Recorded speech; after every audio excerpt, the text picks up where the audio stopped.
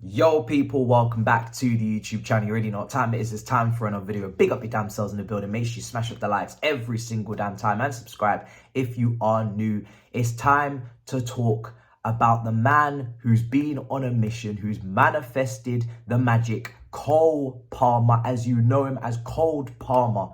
What an incredible debut season. It's time to pay homage, and it's not even over yet. Joint top goal scorer with one of the most devastating clinical finishers of all time already. One assist of being joint leading for the Playmaker Chance Creator Award. I mean, it's just incredible what he's done in his debut season at 21 years of age, people. For the snippet, for the bargain of £40 million. He's come into a dysfunctional, unstable team with many new players, a lack of chemistry and cohesion, a lack of leadership and authority, and he's come in and stamped his. He's come in and stamped his. And the fantastic thing about this that I want to wax lyrical today is that the eye test matches the statistics. It's not one without the other. It's not too much flamboyance and fugazi without the end product. It's not too much end product without the actual open play, facilitating of others.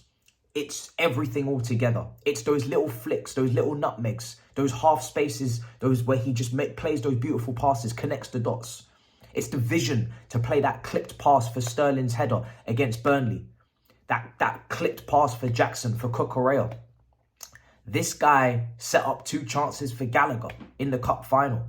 He has been so consistent this season. I can't point to you more than a handful of games where he's not been at the races. It's just been insane.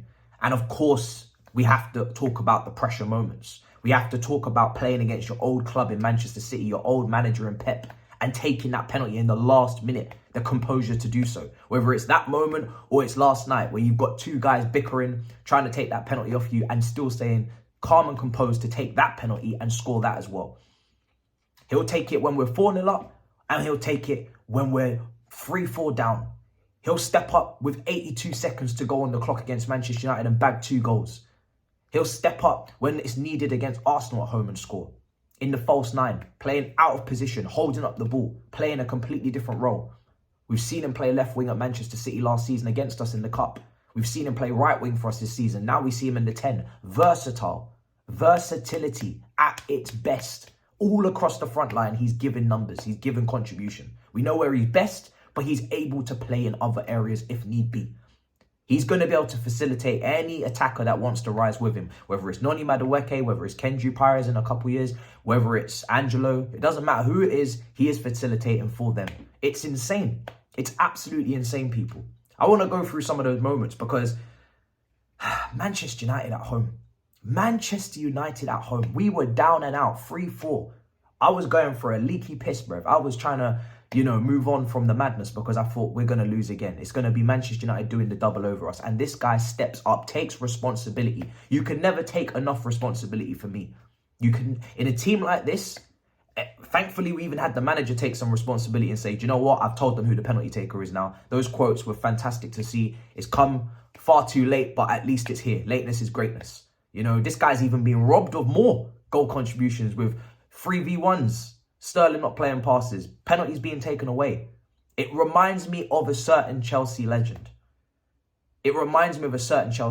Right now, people are doing comparisons for Saka. They're doing comparisons for Foden. They're going to do comparisons for maybe Elise when he gets that big move as well. And that will be the 4, in my opinion, in this age group playing on that side of the pitch in this league that people will talk about for the next 10 years. But there's a Chelsea legend. And it's not the one that you think it is. Because people talk about Eden Hazard at the moment. In terms of the responsibility and the carry job, I get it. This is probably the biggest, if not one of the biggest, carry jobs I've ever seen at Chelsea Football Club. Like, this guy is leading this team. He's leading this team. Without him, I don't know where this team would be right now. They'd probably be in a relegation scrap, to be honest. It's that deep. It's that deep. But he reminds me of a certain one matter. One matter. Take your minds back to 12-13 season. The year after we won the Champions League. The year that we won the Europa League under Rafa Benitez. Matter Oscar Hazard. But one matter.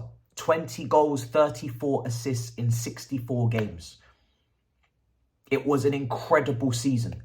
It was inevitable. He would give you goals from outside the box. Cole Palmer, just outside the box, has been able to lash a couple home, whether it be Luton away, whether it be Manchester United, little fumbles across the line, whatever have you will, he's been inevitable. He's been dependable.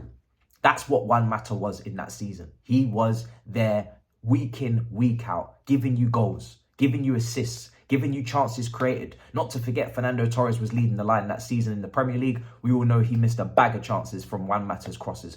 We know, and I've named a few, whether it be Sterling, whether it be Jackson, whether it be Gallagher in the cup final, whether it be Cucurella and Disasi popping up in the box for clipped crosses where they shouldn't be. Palmer could have had more assists. He could have had more assists. It's incredible. But this is the kind of player that he's reminding me of right now. And obviously, Juan Mata played far more games, so his statistics are even higher. 64 games he played, 4,915 minutes, 54 GA in 64 from Juan Mata, 28 million euros in his second season. But Palmer is doing it in a worse team in his first season. 38 GA in 41 this season for Cole Palmer in 3,106 minutes. £40 million. Very similar fee for taking in inflation. 25 goals, 13 assists in 41 games. He's nearly got more GA than games played. He's joint top scorer. He's one assist away from the top. He's leading in both metrics. For us, of course, I'm going to get to that. He's level with Ollie Watkins for GA in the league. They're the two leading GA guys in the league combined. 29. He's leading with Ollie Watkins. This guy in this team, with what we've gone through this season, with all of the many downs and a couple of ups, all of the drama in terms of the performances, the lack of consistency, he's not even got world-class players around him. He's leading an attack that has kids. They're kids. We saw it for the penalty. They're kids. They've got a lot to develop, a lot to work on. And he's leading it at 21. When people say it's very Hazard-esque in terms of responsibility, in terms of the carry job, in terms of the leadership to lead an attack with Morata or Willian or whoever was in the attack with Hazard in that season, that he just completely walked it and led it. This is very similar. This is very similar. It's at a lower level, not in the top four, not going for trophies, but it's very similar. To be fair, even in the cup final, like I said, setting up people for fun. And then it's the open play stuff that gets people off their seats, whether it's putting down Dalot. How Dalot can you go, bro? That's what it was. He was putting Dalot down at home against Manchester United. Not Megan Alvarez at the Etihad. Robbo and McAllister in the final. It's not just the output, it's the open play stuff as well. He actually is a joy to watch. He's actually a joy to watch for Chelsea. It's unbelievable. And of course, that means he leads. Because I can talk about everything I've witnessed, everything I've watched, away to Luton, against Burnley, getting both goals, and then obviously setting up Sterling for the free header. Unfortunately, our club wanted to, throw that result away. But this is a player this season that he deserves to be going for Player of the Year, deserves to be going for Young Player of the Year, deserves to be in Team of the Season. Don't look at our league position and punish Palmer for it. Do not do analysis based on the league table. Do not do analysis based on where Chelsea Football Club sit. This is a Player of the Season contender. This is a Young Player of the Season contender. This is a player that should be getting talked about at the London Awards, etc. Don't worry about what Chelsea have been doing. Worry about what Cole Palmer's been doing. Watch him. Just watch him. If you haven't been watching him and you're outside of Chelsea, be watching him before you comment. There's no pen merchant around here, bruv. And of course, he sticks 8 out of 8 away because that's what you must do. But he has now scored more goals than Kai Havertz did in his whole Chelsea Premier League career. He's got 20, Kai Havertz got 19. He is not even done with his first season. Kai Havertz had 3 seasons. What an upgrade that is. This season, he leads Chelsea for goals. He leads Chelsea for assists. Of course, he leads Chelsea for GA. Of course, he leads Chelsea for goals per 90 and expected GA, expected goals. He leads Chelsea for expected goals per 90. He leads Chelsea in big chances created. He leads Chelsea in chances created. He leads Chelsea in expected assists per 90. He leads Chelsea in all of these metrics. He's not leading Chelsea for big chances missed. He's not even top 3 for big chances missed, even though he's taken the most shots. Even though he takes the most shots per 90. He ain't leading for that. He's 4th with only 4. Sterling has 11. Jackson, obviously striker, 18. So just to put into context, if you think that he's wasteful, if you think that he's someone that will, you know, he's a volume player, like some, I ain't gonna say no names. He ain't a volume player. He's efficient. He ain't missing loads of chances. He ain't missing 4 big chances missed this season in the Prem. But you're level with the top goal scorer, Hairline. It ain't bad. It ain't bad. It's absolutely incredible. Thank you to Joe Shields. Thank you so much for this signing. And can I just say, of course, we want to follow this up with Euros. Of course, we need to follow this up with a second season. Of course, we have to follow this up one day. We pray for Champions League. And then obviously league title charges. And in the crunch moments, in big games, not this season in big matches against big teams, but when big moments come, when you're going for title races, of course, that's when you want him to rise as an individual and carry or lead a team to something incredible. Not potentially Europa Conference League or whatever the hell we're doing, what we're trying to do.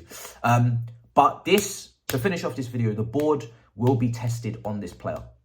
There is no doubt that if he continues to do what he's doing, a bid of 100 million plus will come in the next few seasons.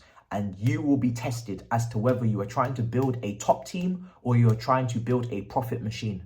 You will be tested by this player.